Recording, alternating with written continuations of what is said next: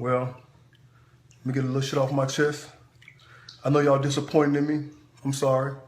The Martin Luther King parade, little kids didn't even have no candy. My little girl out there, nobody had no candy. I think y'all need to do better with the parade. So if you're disappointed in me, I'm disappointed in you too, because that's Martin Luther King. What you're seeing here, this is bad news. Here we see clips from a video released by Jermain Taylor in 2015. In the video, Taylor, who is recording himself in his bathtub, apologizes for his behavior at the MLK Day parade, where he was charged with multiple criminal offenses for opening gunfire at the parade before eventually turning himself into the police. This is essentially the moment where Taylor's career ended. Although Taylor was enjoying an unlikely second reign as the IBF middleweight champion, that reign was already troubled by revelations about a previous felony arrest in 2014. His career was previously in jeopardy because of an adverse brain scan finding and a known history of concussions. This is a weird place to find a former Olympian and decorated middleweight champion, a man who had hobnobbed with a former president and who was voted the 2005 Arkansan of the Year. It was a bizarre twist of fate, so I decided to dedicate a project to understanding how a man who had claimed 2 wins over Bernard Hopkins would eventually find himself on an irreversible skid. How a man guided by Lou DiBella and Emmanuel Stewart would wind up in professional purgatory. How a guy who was heralded as a rare, gentle soul in a cruel sport could commit a series of increasingly heinous crimes over the years. This is a eulogy for the career of Jermain Taylor.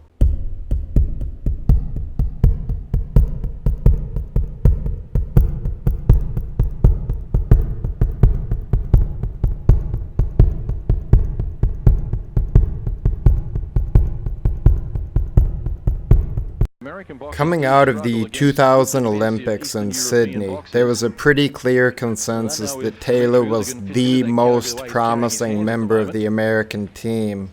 It was widely believed that Taylor's enthusiasm and athleticism would translate great to the professional rules set.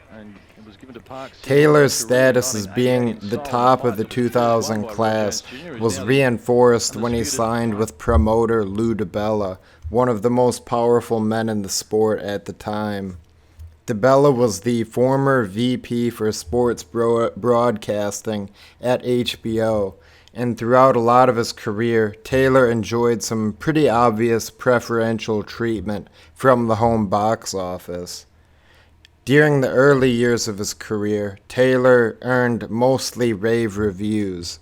He progressed well ahead of schedule, and he shined in his first HBO co-headliner, bombing out Alex Bunema before forcing former world champion Raul Marquez to surrender on his stool in another major co-headliner in 2004. It was around this time that HBO and Taylor's camp began to make some serious noise about a looming title shot. That noise reached a crescendo when Taylor beat another former champion, William Joppy. What was significant about the Joppy fight was that Taylor accomplished something world champion Bernard Hopkins hadn't when he put Joppy on the canvas. After one more HBO showcase win, Taylor was given his shot at Hopkins in just his 24th fight. How would Taylor cope with Hopkins' experience? Would he be thrown by B-Hop's rough tactics? How would his stamina last over the 12 rounds? Was this all way too soon? At the end of 12 bloody, tactical rounds, Michael Buffer announced that Paul Smith had voted for Taylor by a margin of 115 to 113, while Jerry Roth favored Hopkins by 116-113. Dwayne Ford delivered the tie-breaking vote for Taylor, the new champion, by split decision.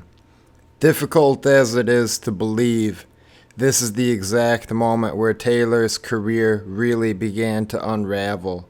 Although Taylor won the fight, the decision was controversial. Taylor had definitely held Hopkins a lot closer than most previous challengers had, but boxing writers generally scored the fight for Hopkins, and among the fans there was a perception that Taylor's win over Hopkins was less like Marvin Hagler's assassination of Alan Minter and more like Emil Griffith's tepid title win against Dick Tiger. Taylor had a chance to improve on his effort in his next fight when he and Hopkins met in an immediate rematch. But instead, this bout was just as inclusive as the first encounter. Hopkins did more posing than fighting, while Taylor continued to look promising but wet behind the ears. Sensing the need for a change, Taylor's brain trust enlisted Hall of Fame trainer Emanuel Steward to retool Taylor's approach to the game. Taylor, in his next fight against Winky Wright, immediately undermined that confidence about the Steward-Taylor collaboration. Even with Steward, a boxing genius in his ear, Taylor displayed terrible fight IQ. He continuously languished on the ropes, and he got his eye completely closed along the way. He escaped with a draw, but there was a growing perception that Taylor was a lame duck champion. That perception spread with two more dismal title defenses against Corey Spinks and Kasim Uma. It was finally undeniable that the union between Taylor and Steward was a flop. Meanwhile, HBO was losing enthusiasm for their young star, especially with a crop of exciting middleweight contenders rising in the ranks.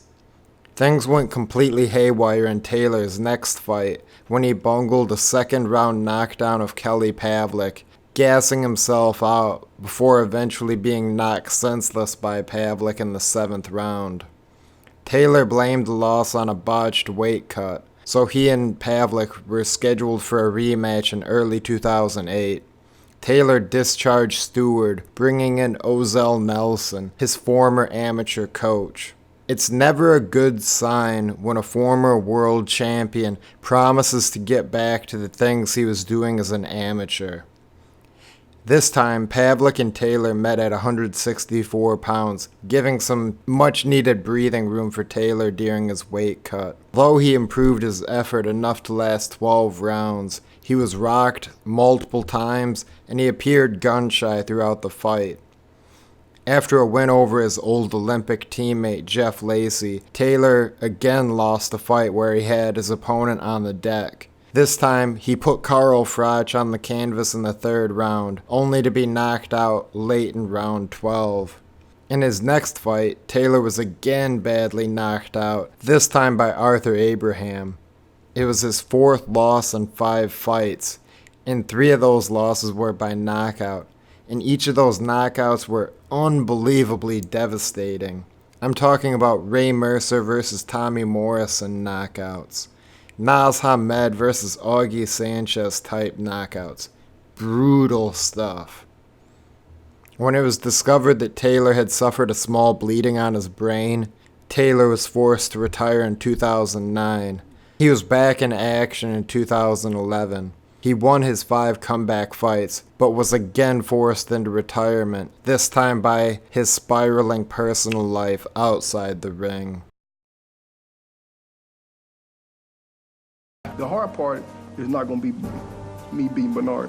The hard part's going to be me holding on to the belts for as long as he did.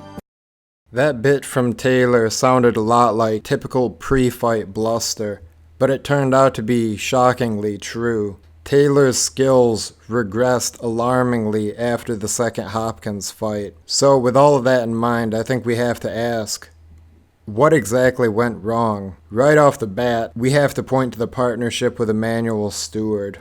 It was a disaster, and people like to blame this all on Taylor. Steward was the greatest trainer since Ray Arcel, but that doesn't mean he always had the Midas touch. For example, Steward's previous partnerships with Oscar De La Hoya and Miguel Cotto both yielded mixed results. I don't think Manny was a bad trainer, and I don't think Taylor was a bad student. They just weren't a great fit. Stewart was famously blunt in his in-between rounds advice. When you land or not, just let him go. Yo, don't worry about you. It's going to be a shitty fight, but you got to let punches go.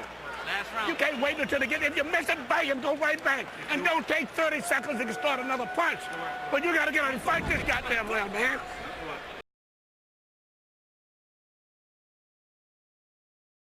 Another thing that hurt Taylor was that he was badly managed. Not his entire career, but once he started appearing as a co-headliner on HBO, things began to progress way too quickly. After the fight with Joppy and Daniel Edward, Taylor really should have had another 2 or 3 or even 4 more fights before any consideration of a title shot. He was still just too raw, despite his formidable talent. And it's not like there weren't good options out there. There were former world title challengers like Robert Allen and Howard Eastman. There were other rising contenders like Edison Miranda or Kingsley Aikiki. A prestigious matchup with 154-pounders like Vernon Forrest or the comebacking Ike Quartey would have been great for Taylor. Ultimately, this is all idle speculation, but I'd like to think with a different set of choices, maybe then he could have had the career his talent deserved. Now, according to police reports, Taylor allegedly shot a gun at a man and pointed that gun at his children. Kiss my ass. All right. I love you, Arkansas. Champ, baby. Fuck them. That boy had no business fucking with us. I was about 6 years old when my dad left. Then I had to become the man of the house. My mother had to work, and I had to come home and to take care of my sisters. I had to wash dishes, make sure all of them ate. He made sure that we ate, took our baths, and went to bed.